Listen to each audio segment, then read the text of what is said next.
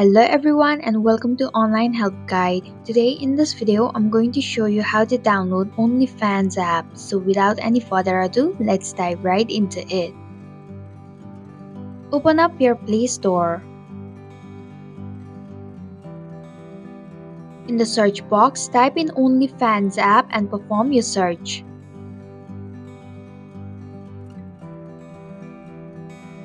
Tap on the application. Then tap on the install button to begin the downloading process.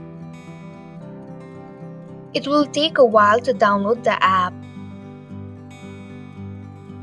Once the application is installed, tap Open to launch the app. And that's it. Thank you for watching the online help guide. I hope this video was helpful. If it was, please hit the like button and comment if you have any questions or feedback. Also, if you are new to our channel, please subscribe and hit the bell icon so that you don't miss our upcoming videos.